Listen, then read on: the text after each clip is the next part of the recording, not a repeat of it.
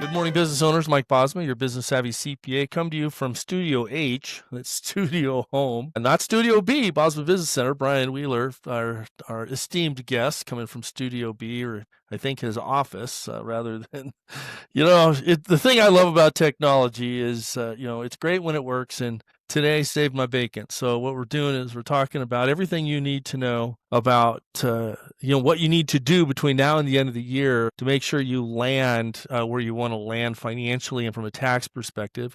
Brian Wheeler, of course, principal at Keystone Wealth Advisors, yours truly, principal in the Keystone CPA world. And I guess the other part of the trifecta is Brian Cassidy from Keystone Business Brokers. But the chances are, if you haven't started getting your business sold yet, you're not going to have it sold by the end of the year.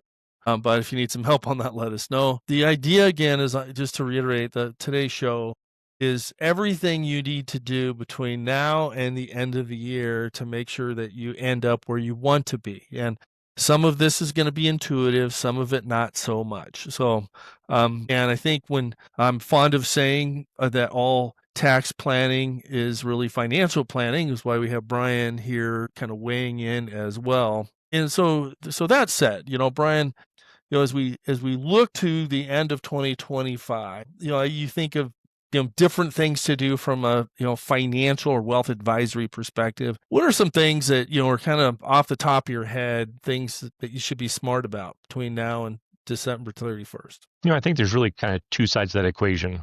One, what can I do before year end to take advantage of some of the tax planning or some of the retirement planning from an investment perspective that I can do? But then also, I think looking into 2026, what can I do to get ahead of that transition from here to there and really do some strategic planning and starting to align, my personal goals, my business goals, and my financial goals. I think that really set the stage for a much better start. But I think the first step of that is that year end, what can I do to take advantage last minute to maybe save myself and create a much better, kicking off point into the next year. Okay. So what is it? What does it look like? What do you do? Well, I think, some of the things we're talking to clients right now is we're looking at Roth conversions. We've got a little bit of time to still take advantage of some of those. We've got some people that haven't funded their retirement plans yet. And so there's room to do that. So let's get on top of that, do some calculations with the tax people and see what we can take advantage of. And then really just making sure that we've got all those ducks aligned and we don't run out of time because the clock is ticking right now. Well, yeah, that's a good point. So a lot of times, I don't know why people wait. We're going to peel these things apart one by one. Start with a Roth conversion. If you wait too long, I think we ran into this in spades last year. People, waited till after Christmas, wanted to get this stuff done by the end of the year. Schwab, which is one of the largest trading platforms, they just couldn't get stuff processed in that amount of time. So it ended up bleeding into 2025. So we're going to start with Roth conversions. People spend their entire careers putting money away pre-tax. So then all of a sudden this whippersnapper named Brian Wheeler comes around and says, so you want me now to pay tax on this. So when would it make sense to do a Roth conversion and pay tax on your pre-tax money, either money that you put into your 401k and then rolled into an IRA, or just money you put into your IRA, SEP IRA, simple IRA. So when is the right time to consider doing a Roth IRA conversion? Well, I think it really matters what your tax situation was for 2025. And if we think tax will be higher in a future year, we can take advantage of a low tax environment. Now's the time. So we're talking to several people who've had, lost years to say, hey, this might be a really great time if I come up with the money to fund these things to take advantage of this transition. Right. Yeah. And then of course, if you're over 59 and a half, you can do the conversion, pull the cash out to pay the tax. Not optimum. You'd rather, basically the game is leave everything that you can in there, so it'll let it grow, tax-free, income tax-free. And I say that for a lot of people that are listening to this show or watching this show, if you don't have a financial plan, it's dang near impossible to know if you should do a Roth conversion, right? It's like, I remember, Brian, you had one of our clients that, sold his business and he was like, okay, now I'm on easy street, and you did this analysis where if he did this Roth conversion a little year over year, it'd make him an extra $1 million. How did the math work on that? Well, it's pretty simple. We use a technology platform that helps us analyze that, but really by paying a tax today and getting tax-free growth over time, as long as you have enough runway, and he was young enough where the way that worked out with a decent growth rate without being crazy, it worked out to be a huge advantage on the upside if the markets serve him well over time. Now, there's always a question mark there. We don't know how exact that calculation is, but if you're anywhere between $0 and $1 million in improvement, there's no reason not to be considering it. Right. And I think, probably then in the financial plan, knowing what you're going to make, on the other side of retirement. I always say retirement, air quotes, because nobody ever retires. They just do other stuff. Maybe not as encumbered to their employer or their business as they once were. But, most in retirement, people are making, at least on the early years of retirement, they've got either a side hustle or a main hustle. They're making a buck or two, which does a lot to make that retirement go a long way. Knowing what that is can say, I'd say the algebra on it is if you figured out what taxes, what income you're going to have between now and the end of your life. If you can look into your crystal ball and then spread that out so that it's evenly distributed so that you can take advantage of the lowest of the tax brackets. I had Brian, and I think I can't remember if I referred her over. If not, remind me. I think I should have. Sweet lady, 85 years old, retired, had about had $70,000 in her IRA, and all she had was the income that her required minimum distribution on her IRA, which was $3,800 a year, plus her $40,000 of Social Security.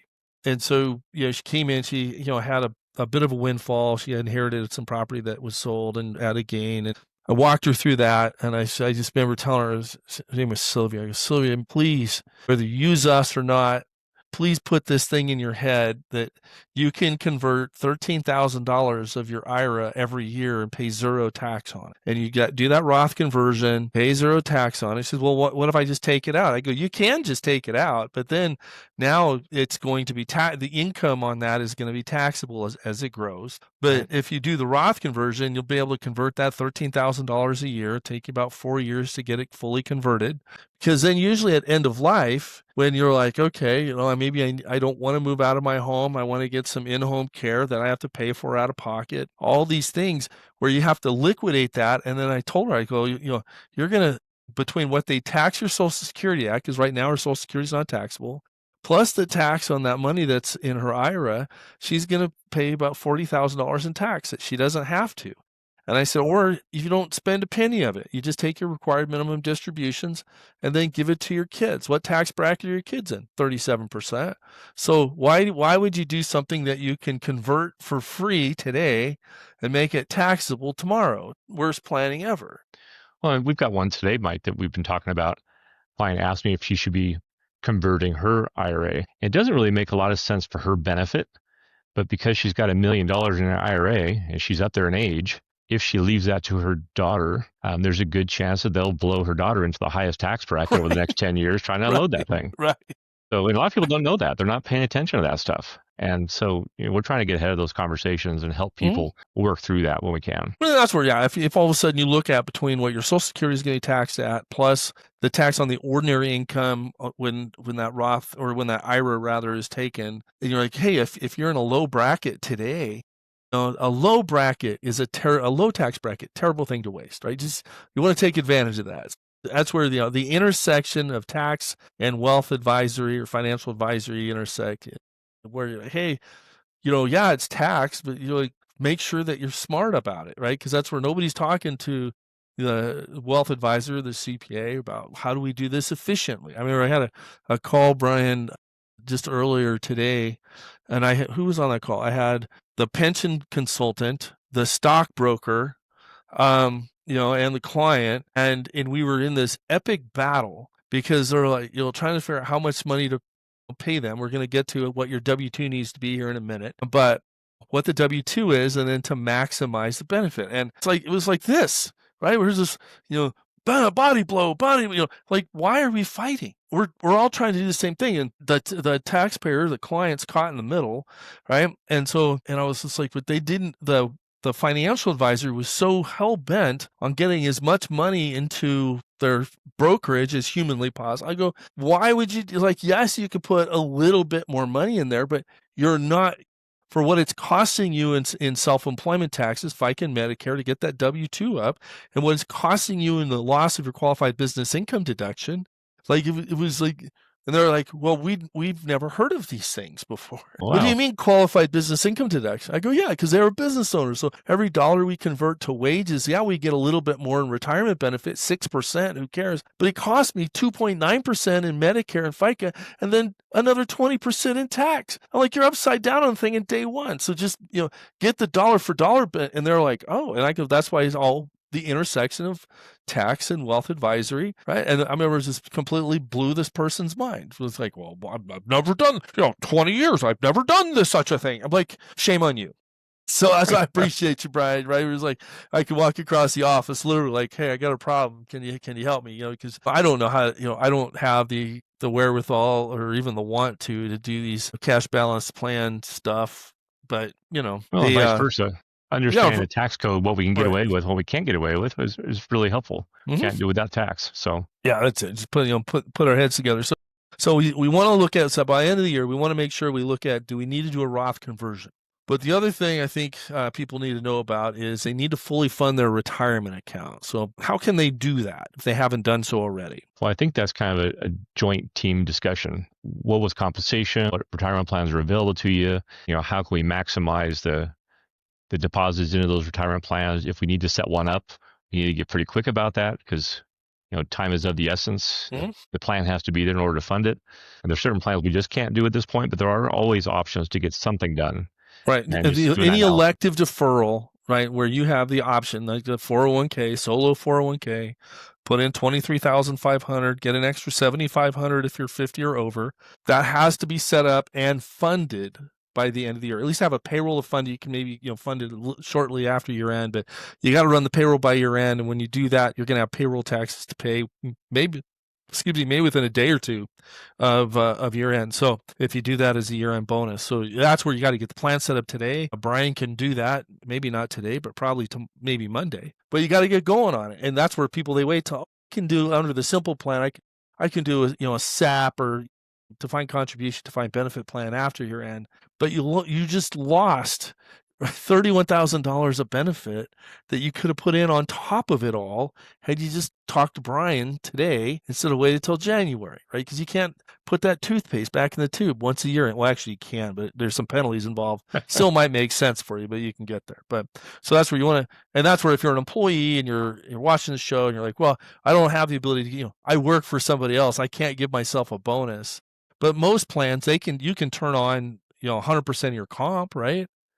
Right, just go into the 401k browser, and if it's John Hancock or whoever's doing your plan, and just say, hey, I want every penny between now and the end of the year. If you got 1, 2, or 3 paychecks left, have 100% of it so that it all goes in the account. Now, I want to ask you this, Brian. A lot of people are, they haven't hit their stride for their maximum earning years yet. So they haven't, if they're employer savvy, they have an option to have a 401k, traditional 401k, or a Roth 401k. How does somebody know if they should do a Roth 401k instead of a traditional 401k? It kind of goes into the same discussions. What tax bracket am I in today versus what tax bracket will I be in the future? Tomorrow. Well, let's do this. So, and I'm sorry to interrupt you mid-sentence, but I think we're going to have to wait till after the break.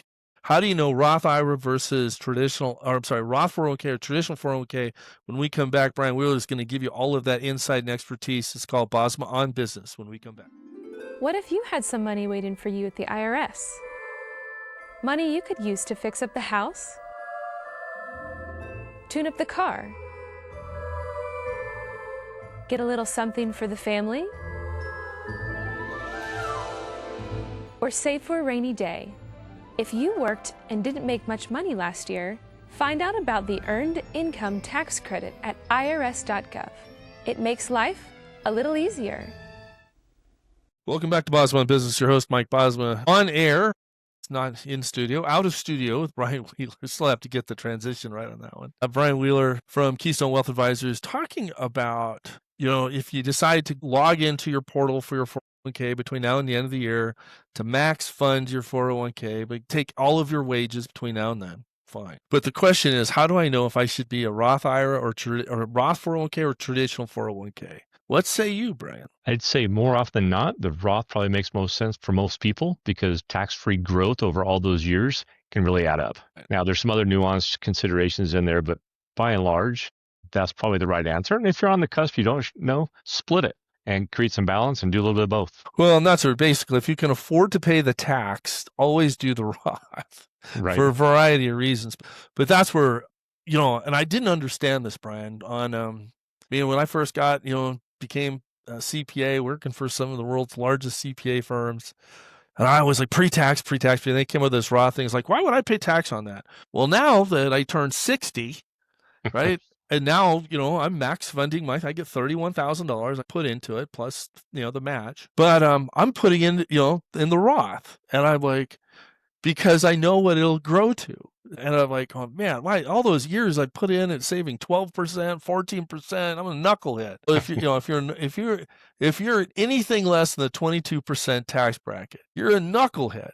If you put it into a traditional 401k, put it into the Roth. Of course, if you want to know for sure, give Brian a call. He can tell you. But you got to know, right? Like, and that's where I was Brian, you'll get a kick out of this. I was talking to one of the team and about this same thing, like max funding, and he's like, I'm just putting in to get the match. I'm putting in 4%. I'm like, I think I said this out loud. Probably shouldn't have, but I was like, you're an idiot. What?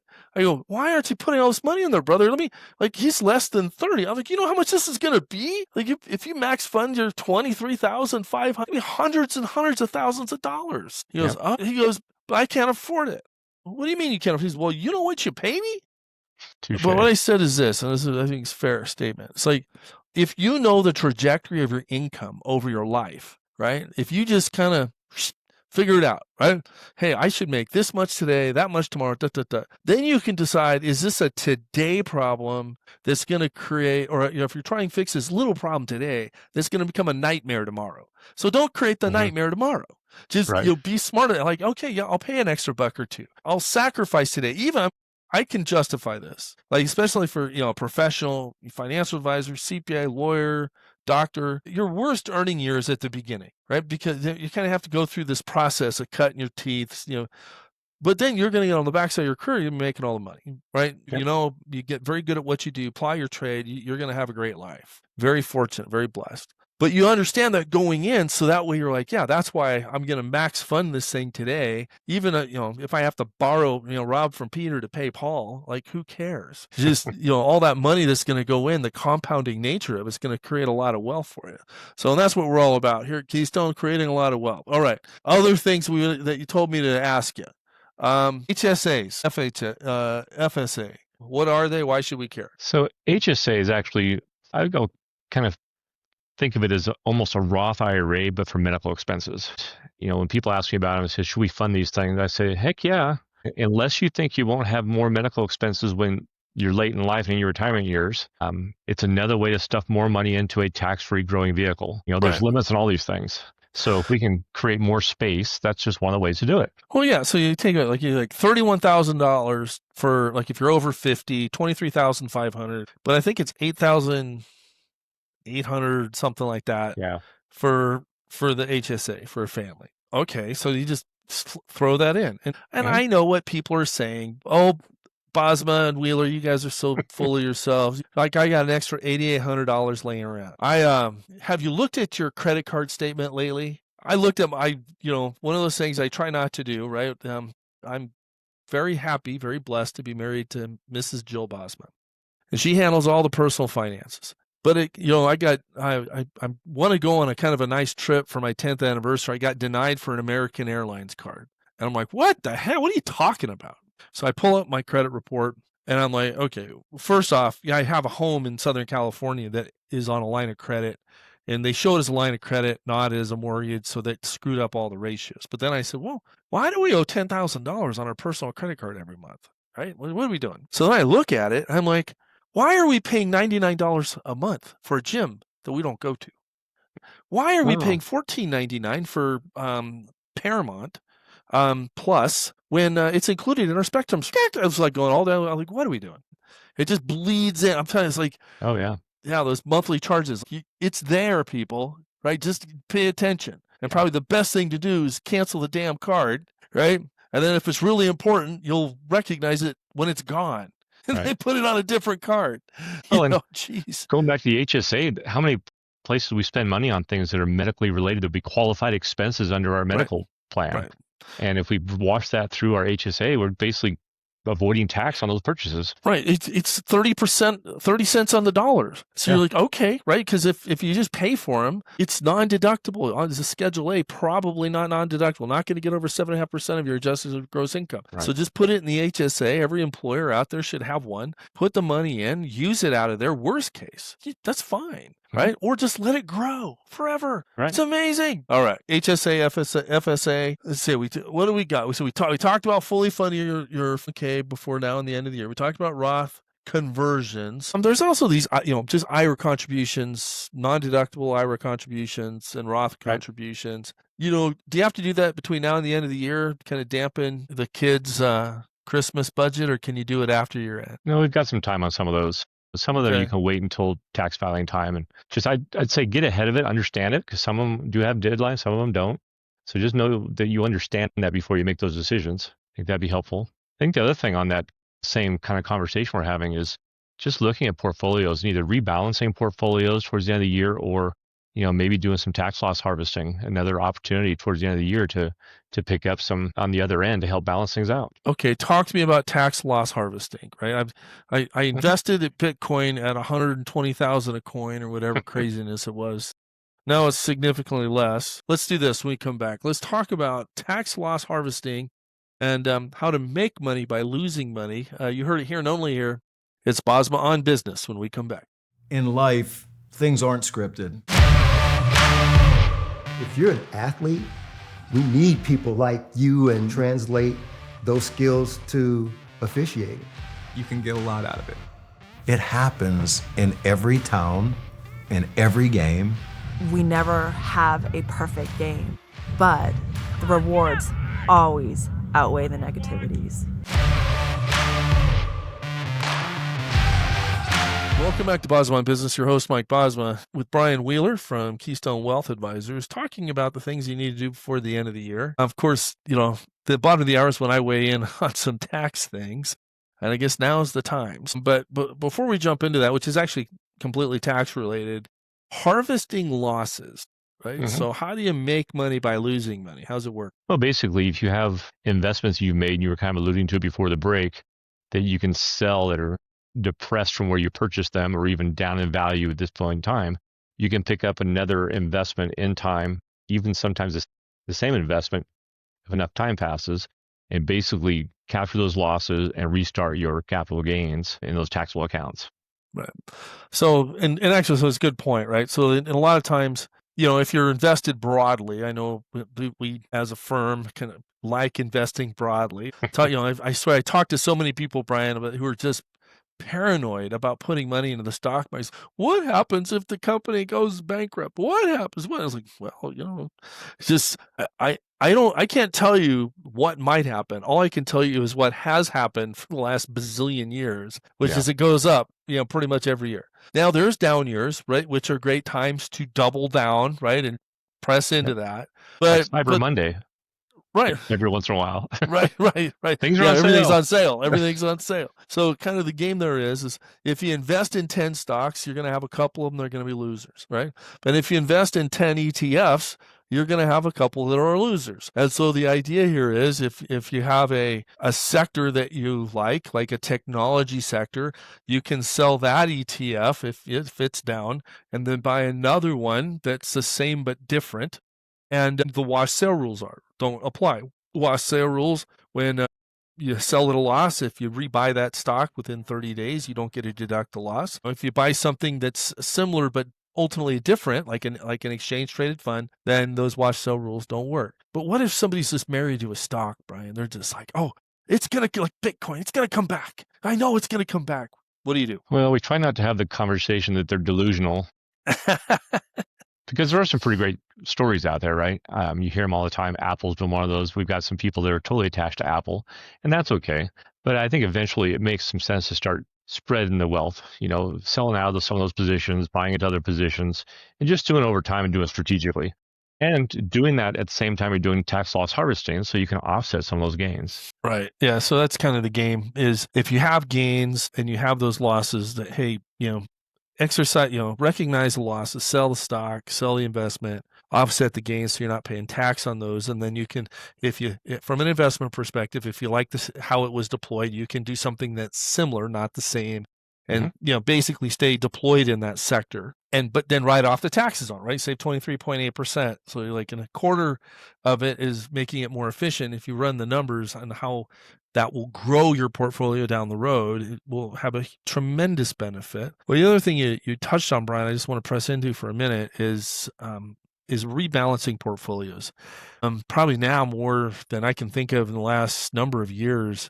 Certain sectors have done very well. Others have been normal, but they pale by comparison. Why would you sell off the winners and go into the more mundane investments rather than keep it all bet on red? Yeah, it seems a little bit counterintuitive and kind of again against the willingness to let go of those winners. But winners become losers at some point in time, and really investment should really be about long-term perspective. And if I set up a portfolio that had this kind of allocation model initially, and it's just moved in a direction because those winners won big and the others kind of lagged, it makes sense to kind of go back into alignment with what your original goals were. It just does. Yeah, and I think that's where you just have to avoid being an emotional on this stuff. I'm telling you, it is a trap. It is a trap where you latch onto something that's awesome. And I remember, again, we don't give specific stock recommendations, but I remember back when COVID was happening and Harrah's, which was in the process of buying Caesar's Palace, was going to make it,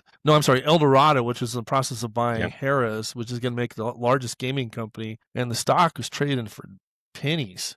Or not penny, but I mean, it was just decimated because all the casinos were closed. And I'm like, does this make any sense when you're going to be the largest casino company on the planet? So you just, you kind of, and I have my Schwab account. I've talked often about it. Hey, let's just deploy a little capital there and see what happens. And all of a sudden it goes crazy when everything opens up again. It's not doom and gloom. Okay, then, I've always kept a position in it, but then I'm like, well, I took take that money off the table. Those chips were in Nevada. Take those chips off the table, deploy them in boring old QQQ ETF or whatever ETF strikes your fancy, right? And then you're like, okay, and then you don't have to worry about the volatile nature of it because the ETF flattens it out anyway. So anyway, I'll get off my soapbox. So the other thing, like on the tax land, things you got to be smart about, when you're doing your year-end planning for your business owner about how much bonus you need to give yourself to either give yourself adequate compensation as an S corporation owner or to be able to maximize that 401k retirement plan thing that we talked about, you kind of have this loophole that I'm going to clue you in on, which is if you're behind on your estimated tax payments. Remember, you're going to be penalized if you paid less than 100 or 110% of your prior year tax and your current year tax is more, right? So you're just, and let's say you got your 2024 payments in, and then you're like, okay, this year I'm going to wait and see, and then now it's December, and it's like it's been a good year. When you bonus yourself and do the withholding is treated as being paid pro rata through the year, and you avoid the estimated tax penalties that way. So just kind of an easy hack for the benefit of our listeners. Hey, make sure if you're behind and you have a bonus to do that you take advantage of this withholding allowance to get it spread over the year, even though you didn't pay it till December. And some CPAs will say, well, just make a higher fourth quarter payment. The way the penalties work for underpayment of estimated tax, it's all based on the quarter it's paid versus when it was due. So, pay it January 15th versus December 1st, save a lot of money, on the amount of withholding that you put in there. My little tax hack for you. The other thing that I would say in tax land that is, I'm going to just have a little fun with. So a lot of people will tell me, Brian, I'm going to go buy me that new Escalade before the end of the year. Okay. Is that a good idea or a bad idea? If they've got 6 kids in the family and they've got a small car and they need to buy a bigger car anyhow, maybe. But 9 times out of 10, that's not the case. Right. It's just spending the money to avoid the tax. But why isn't it a good idea financially? You're just spending money on a sinking asset that's not going to go up in value. It's going to lose value. It's going to lose value, right? Terrible investment. Right. So you have to spend $100,000 on that rig. And believe me, I own an Escalade, okay? See me drive around town, okay? I'm not saying I don't like my car, but I understood when I bought it Well, I bought it for the wife because I'm a smart man. But That's the other reason. right. um, but you buy it for the wife, and yeah, you get the tax deduction because she works in the business and she does all kinds of stuff for the business, which we appreciate. But the $100,000 spend is going to be, 5 years, 50,000, 60,000. So it's going to go down. What could you have done in the market if you had deployed that extra 40, 50 grand in the market? Right. Mm-hmm. And so, which is why when I bought that Escalade, I didn't buy it new. I bought it used because I'm a tightwad. I can't help myself. This is just how it goes. So that's where, you think about those things where you're like, is this a good tax thing? Yes. With the One Big Beautiful Bill Act, the President Trump signed it into law over the summer, put back bonus depreciation. So you get 100% write-off of that brand new Escalade or used Escalade. Well, of course, we'd say from a financial perspective, buy the used one, right? Nobody's going to know. It's going to save you $10,000, $20,000, $30,000. Now, the key is, right, this is a little akin to Dave Ramsey. If you can't pay for the car with cash, should you buy the car, right? I mean, it's just, I think those are things where, if you're tying up, a couple $1,000s a month in car payments, yeah, it's tax advantaged, but as to Brian's point, only do it if you're going to do it anyway. Okay. If you're going to buy it anyway, fine, you get to. But most people, I'd say, they go out and buy the nice shiny new rig and they love it. They drive it off the lot. It depreciates $10,000 in a day. And that's okay. If you have enough saved up, if you're liquid and all these things, then you get to. But if you're, I guess let's think about it. If you're 50 and that extra, $50,000 you're going to lose. So over 5 years. So 50,000 if you're 50, if you're making 9%, when you're 58, that 50,000's worth 100,000. Rule of 72. So, great. And then that 100,000 in another 8 years is worth 200,000. So when you look at what that's going to be worth, now you're 58 plus 6 is 50 or 60, about retirement age. And what would an extra $200,000 do for you, in savings or in your investment account, just because you decided to buy the 5-year-old Escalade that's going to sell for 50 grand instead of the 100 grand one. It'll be worth 25 grand in 5 years. It's just a better way to go, right? For so sure. It's just maybe you have to buy 2 of them so you get the same tax benefit. Anyway, I'm just saying. All right. So and then I guess any other last minute tips or tricks, Brian, people need to do to kind of land 2025 well on your side? We touched on most of them, I think. I think it always makes sense to kind of get your affairs in order, your ducks in a row. Just get organized as you're wrapping up the year. If you realize you made some mistakes throughout the year that you couldn't unravel before we got to the end of the year, just don't make them again next year. Yep. Just learn from them. And you have to kind of keep score. You have to inventory everything, understand where you've been to know where you're going better and differently. Right. Well, I'll tell you, Brian, I'd say, as we kind of roll into the Christmas holiday, if you look at it from a charity's perspective, their biggest year of contributions every year is December. And people are doing year-end planning. Mm-hmm. And I would tell the listeners this: if you have something that's appreciated in value and you're going to give money to charity, give the asset that's appreciated in value. Don't give the cash, right? Because if you give if the stock, right? I mean, you're in love with Apple. You love Apple. Great. It's appreciated 1,000,000% over the last 30 years. Fine. But you're like, just give that to if you're going to give to charity, give that to charity, give the Apple stock to charity, because then you just do a trustee to charity transfer, right? Just say, here you go. Just, so you have if you're at Schwab, like Schwab's our broker, hey, call Brian. Brian, I want you to move that, however many shares of Apple over to, charity ABC. Mm-hmm. Do it. You don't pay the gain on it. And then you get full fair market value for the deduction. Like, why wouldn't you do that? Right. It's just a smarter way to give. Right? Don't recognize the gain, pay 23.8% to get the deduction, right? And there's income limitations on it. If you give appreciated property, it's, you can deduct up to 30% of your adjusted gross income. Most people don't have that to worry about. It's just the way it works, and I think being a smart giver, if you're over 70 and a half and you still need to meet your required minimum distribution for your retirement account, you can give up to $1,000 directly from your account in your retirement account to just give it straight across to the charity. And so you don't recognize the income, you're probably not itemizing deductions anyway. So it's just how the game is played. All right, when we come back, we're going to land this plane, give you the number one thing you need to make sure you're smart on by the end of the year. You heard it here and only here. It's Bosma on Business. I was born with a congenital heart defect and almost died. But thanks to research funded by the American Heart Association, I had heart surgery that saved my life. Learn more at helpheart.org. Welcome back to Bosma on Business. Your host, Mike Bosma. Always excited to riddle how to do things better, this time better than last. And hopefully these earlier minutes on the first three segments benefited you for all the things you need to do to finish 2025 well. And hopefully it'll be something you can refer back to. Should you buy the big new SUV by the end of the year, buy one used, fund your retirement account or not, Roth or not. Just give you some practical, actionable items to be able to navigate your tax and financial world. Of course, if you need some help, our give back to the universe is we give people an hour of our time, no obligation. Basically, send us your tax forms and we'll tell you the best thing we can do in the hour to how to make your life better. And I think a lot of times, as we shared today and for the last 13 and a half years, there's usually always a way to make it a little better. I was dealing with another CPA firm here in town, trying to, had a tax attorney come to me and say, hey, can you help structure this transaction?